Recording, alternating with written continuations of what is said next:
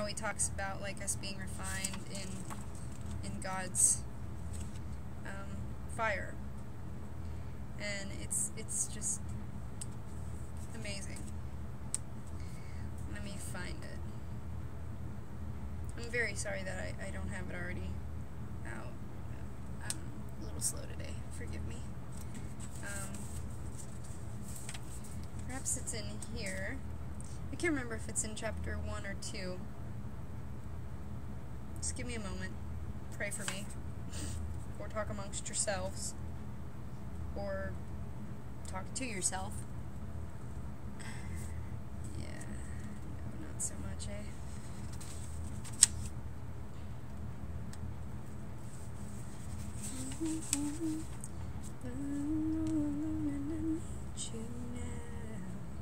Sorry.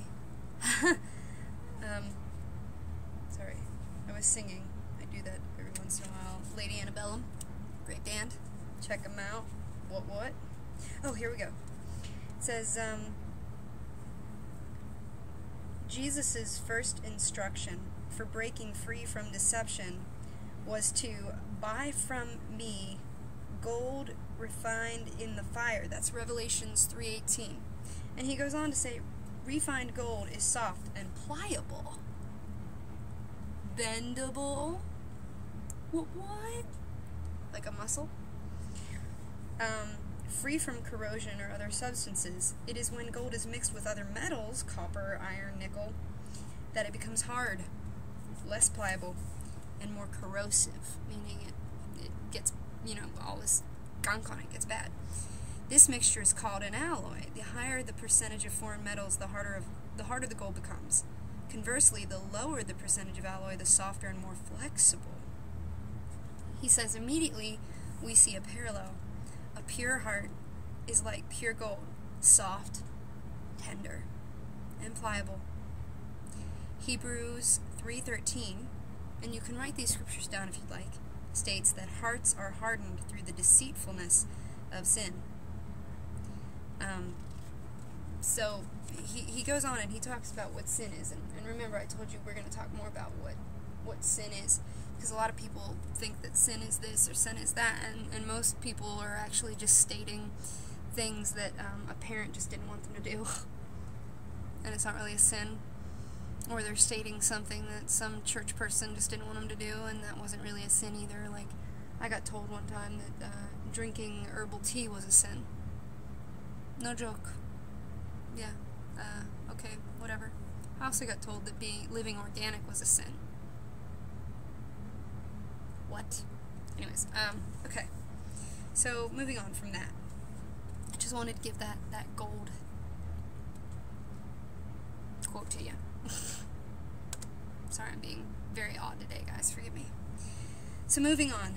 I want to go back to Jeremiah 17, verses 7 through 8, guys. It says, he will be like a tree planted by the water that sends out its roots by the stream. It does not fear when the heat comes. Now listen to what he said. It does not fear when the heat comes. What is he saying about that?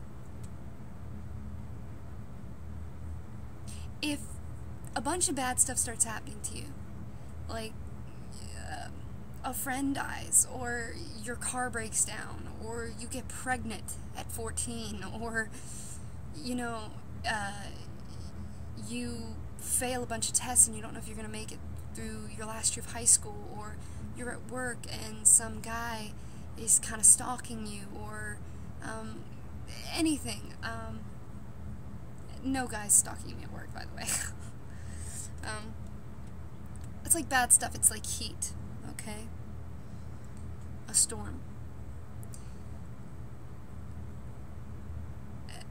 Your natural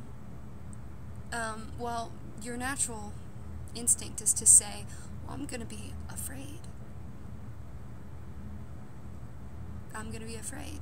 I'm going to be worried and concerned if I start running out of money when rent's due. I'm going to be afraid and concerned and worried if my boyfriend breaks up with me and I'm pregnant 7 weeks. But he's saying here, remember what I said about our feelings? Their leaves are always green. It's because they choose to not fear. Choose. Let's think about that for a second. You can choose your feelings. Now let me clarify. If somebody jumped out from behind me right now at 2 in the morning, I'd probably be like, and I'd be scared for a moment. But I don't have to entertain that feeling. See, feelings are going to come and they're going to go, but you choose which ones you entertain, right? See, not only do you choose, like, remember how we said your feelings are the leaves, so if you base your decisions off of the leaves, it's going to be backwards, because the roots are where your decisions should be made. Has anybody ever heard of a root decision? That's what they mean. Leaves are going to die, fall off, change color. They change to constant to base what you choose on them, okay? But here's the thing.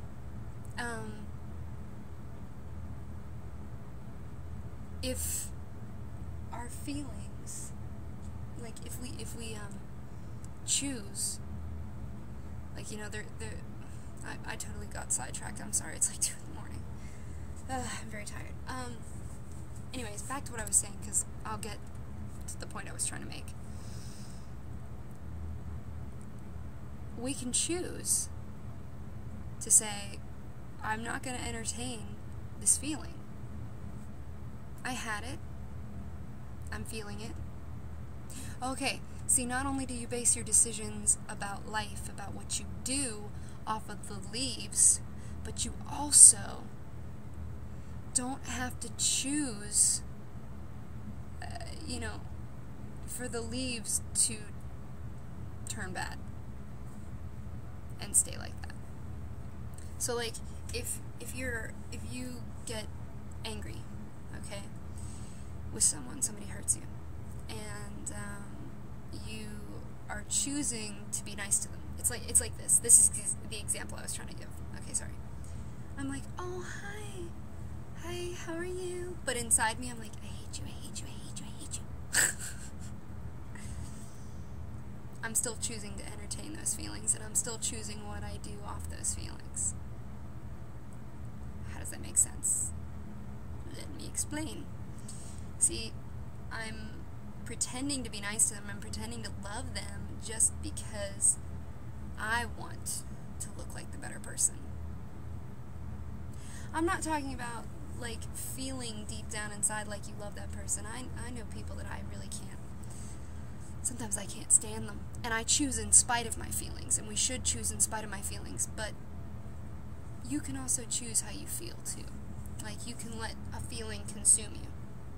Like, of anger for someone. I can let that feeling consume me day in, day out. I'm angry, and eventually, it'll change the color of my leaves, and they'll die, and they'll fall off, and then my trunk will start to rot.